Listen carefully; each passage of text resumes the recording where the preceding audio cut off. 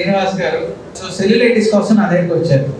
Cellulitis, filaria and varicose, ఈ 3 problems ఫుల్గా ఎప్పుడూ డిసప్పాయింట్ అవుతూ ఉండేవాడిని. ఎవ్రీ 3 monthsకి డాక్టర్ గారి దగ్గర ట్రీట్మెంట్ తీసుకుంటూ వెళ్ళేవాడు. సార్ ఒకసారి నాకు సెషన్ చేశాను.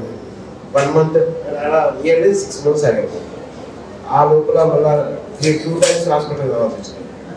ఇప్పుడు 1 year అయింది. జస్ట్ ఓవరాల్ చెకప్ తప్ప నేను ఈ రోజు కూడా హాస్పిటల్లో సెల్యులైటిస్ కానీ లేకపోతే వ్యారికోస్ కానీ లేకపోతే ఫైలేరియా కానీ ఇక్కడ ట్రీట్మెంట్ రాలేదు.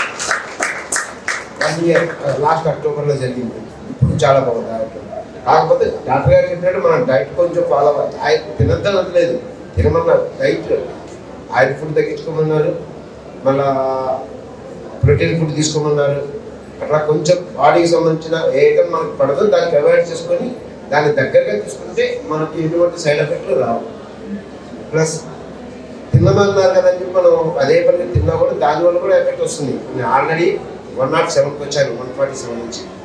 సో సార్ చెప్పినట్టుగా మనం డైట్ చేసుకుంటూ అన్ని ప్రికాషన్ ప్రకారం ఉంటే ఏ రోజు కూడా ఒబెసిటీకి అవాయిడ్ చేసుకోవచ్చు. ఒబెసిటీ మనం గెలవగలుగుతాం. యాక్చువల్లీ వైఫ్ కూడా సర్జరీ చేసినప్పటి నుంచి ఫస్ట్ మా ఆయనకి చూద్దాం అంటే తర్వాత ఆలోచిద్దాం. నాకు 2 పిల్లలు ఉన్నారు. మళ్ళీ మా మామయ్య అన్నారు, మా ఆయన నేనే కదా నాకేమన్నా అవుతా మళ్ళీ ఇబ్బంది ఏదంటారు అని అడిగితే ఏం లేదు. ఫస్ట్ మా వాళ్ళు చేసినంటే నేను అప్పుడప్పుడు నీకు ఏమైనా ప్రాబ్లం ఉందా, ఏమైనా ప్రాబ్లం ఉందంటే ఏ ప్రాబ్లం లేదని నువ్వు చేయించుకోమని నాకు ధైర్యంగానే చెప్తున్నాను. సార్ దగ్గర కూడా చేయించుకోవాలని అడుగుతున్నాను.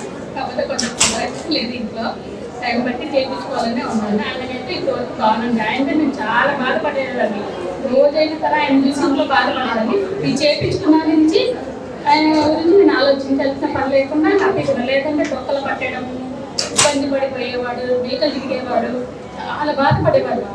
నాకు జీవితంలో పెద్ద బాధ అంటే అదొక్కటే ఉండేది. కానీ ఇప్పుడు ఆయనకి ఎలా బాగున్నానికి నాకు చాలా సంతోషంగా ఉన్నాను. ఇంట్లో